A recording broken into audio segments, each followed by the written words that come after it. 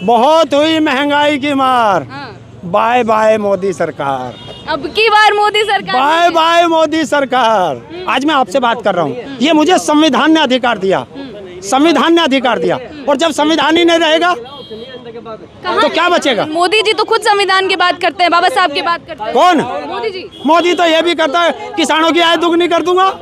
क्या हुआ? मोदी का एक वादा कभी किया हो पूरा, तो इसलिए लोगों ने झूठोस्तान के बादशाह से।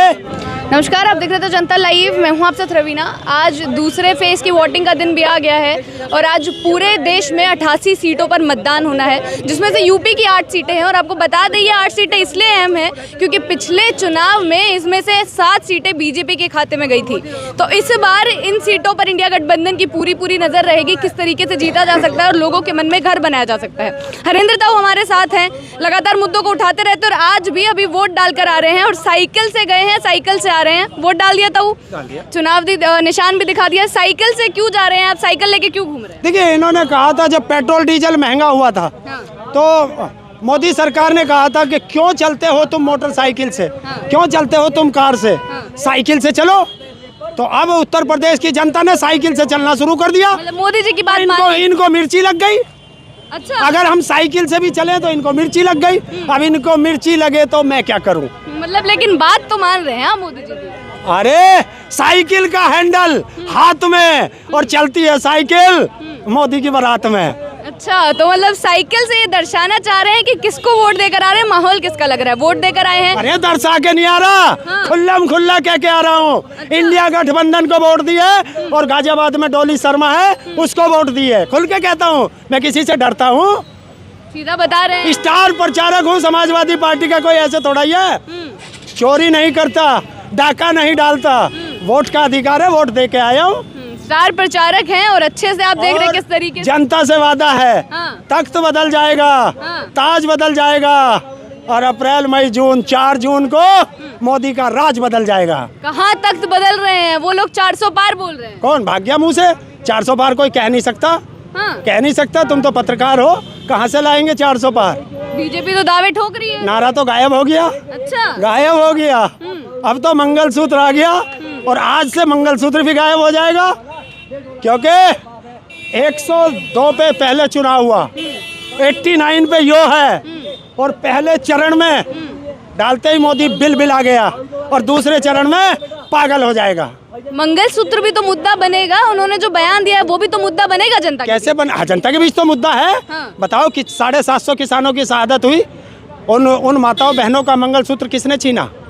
लखीमपुर खीरी में गाड़ी चढ़ा के किसानों की हत्या की गई, उनका मंगलसूत्र किसने छीना? और जो वहाँ पुलवामा में 40 जवान शहीद हुए, उनका मंगलसूत्र किसने छीना? जो गलवान घाटी में जवान शहीद हुए, उनका मंगलसूत्र किसने छीना? बता दे। अलग एंगल दे दिया आपने। अरे मैं तो बता रहा हूँ। और मेरे देश की माताएं बहनें तो ऐसी हैं जिन्होंने अपने देश की आज़ादी के लिए अपना सर्वत्र न्यौछावर कर दिया था। आपके मन में क्या था? मंगलसूत्र में की पे निगाह किसकी होती है? किसकी होती है? देखिए, अगर माताएं बहनें यहाँ से जा रही हो और शादीशुदा हो और मंगलसूत्र उसके गले में हो, तो देखिए लुटेरों की नज़र रहती है माताओं बहन के मंगलसूत्र और चैन पर। अच्छा। और लुटेरे की नज़र पड़ गई है।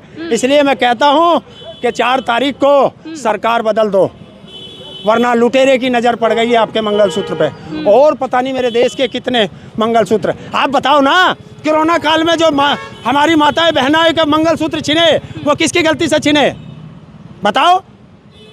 जो लॉकडाउन में चलते चलते मर गए, उन माताओं बहनों का मंगलसूत्र किसने छीना? कि ट्रेन क्यों बंद की? तो ये सब पूछते हैं। आपके मन में क्या था? आप किन मुद्दों पर देकर आ गए?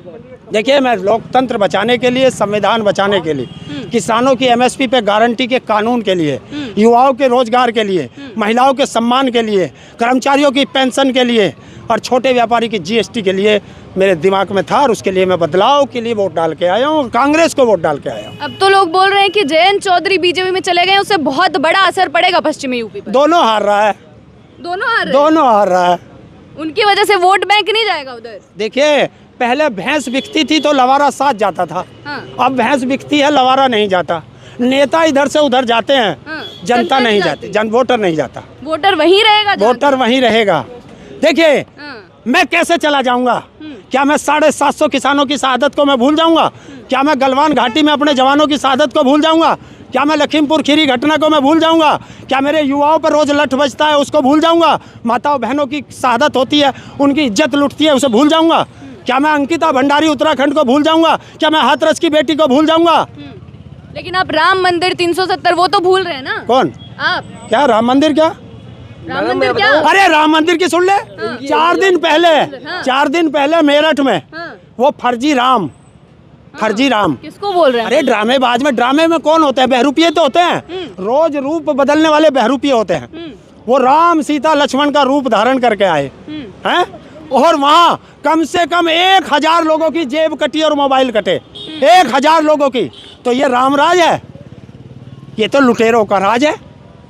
राम राज में किसी की जेब नहीं कटती थी, लुटेरों के राज में जेब कटती है। मोदी जी बोल रहे हैं कि 10 साल ट्रेलर दिखाया है, पूरी फिल्म देख तो लीजिए एक बार। हाँ देख तो ली, कोरोना काल में देख ली, हाँ। किसानों ने 13 महीने सड़कों पर रह के देख ली, युवाओं ने देख ली, रोज लाठी बाजते हैं, महिलाओं ने देख ली, रोज इज्जत लुटती है, सबने देख ली। अभी नहीं देखनी है आगे, 10 साल तक हो गया बस। बहुत हुई महंगाई की मार, हाँ। बाय बाय मोदी सरकार, अब की बार मोदी सरकार। बाय बाय मोदी सरकार। क्या कहेंगे, अभी इतना नजदीक आ रहा है परिणाम और दोनों पार्टियां देख रहे हैं किस तरीके से होने वाला है। देखिए तख्त बदल गया, ताज बदल गया, अब तो मोदी तेरा राज बदल गया।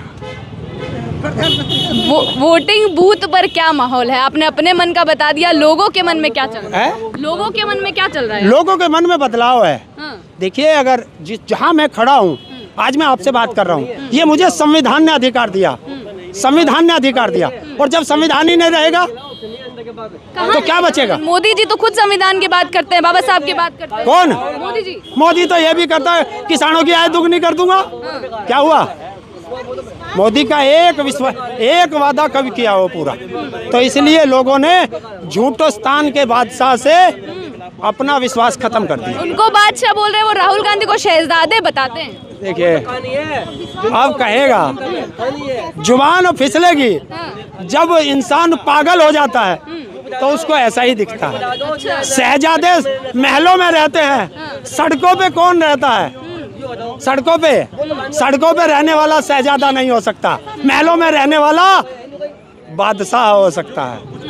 मतलब आप विकास के नाम पर वोट नहीं दिया आपने, भारत को तीसरी अर्थव्यवस्था नहीं बनाना आपको। देखिए, कैसे बनेगी तीसरी अर्थव्यवस्था? जिस देश में 80 करोड़ लोग 5 किलो अनाज पर जीते हों, उस देश की अर्थव्यवस्था कैसे बन जाएगी? कैसे बन जाएगी? जिस देश का कर्जा 67 साल में 55 लाख करोड़ से 205 लाख करोड़ हो गया हो, उस देश की अर्थव्यवस्था कैसे बढ़ जाएगी? बड़े बड़े मुद्दों पर वोट डाल कर आए हैं। वोट डाल के आया हूँ, क्योंकि जो लोगों के वैक्सीन लगी है उससे भी 500 करोड़ का चंदा लेके धंधा कर दिया। पिछली बार एक नारा दिया था आपने, खदेड़ा हुए, इस बार क्या नारा लेकर आए हैं? इस बार क्या नारा लेकर आए हैं चुनाव? जनता ने खेला कर दो। जनता ने खेला कर दो। कर दो। अभी तो होएगा खेला ना, कर दो, पहले चरण में कर दो, दूसरे में कर लो। अच्छा। हाँ, यूपी, पश्चिमी यूपी का माहौल आप बता रहे हैं। पश्चिमी यूपी या पूरा देश? 102 सीट पे पहले खदेड़ा कर चुकी जनता, और आज 89 पे आज खदेड़ा कर देगी, और बस मोदी पागल हो जाएगा इन्हीं में। देख लेना, क्योंकि ये जनता की ताकत है। जनता ने दिखा दिया, जनता ने दिखा दिया कि जो मोदी घर से नहीं निकलता था, 19 तारीख की शाम को यही नरेंद्र मोदी आरएसएस के हेडक्वार्टर नागपुर में जाके रात गुजारता है। ये है जनता की ताकत, ये है इस वोट की ताकत, ये है उस संविधान की ताकत। 2024 में बदलाव, 2024 में बदलाव। देखिए, जब भी पश्चिम से हवा चलती है सुखाती चली जाती है, पश्चिम की हवा का ये है, और पश्चिम की हवा ने सुखाना शुरू कर दिया। चलिए, बहुत बहुत शुक्रिया आपका। तो सीधे सीधे बता रहे हैं कि पश्चिम की हवा से देश की हवा क्या चल रही है और देश का रुख इस समय क्या है। वोट डालकर आए हैं, उन्होंने किसको वोट डाली है वो साफ साफ बता रहे हैं। और भी लोग यहाँ मौजूद हैं, उनसे बातचीत करेंगे, बने रहे हमारे साथ। शुक्रिया।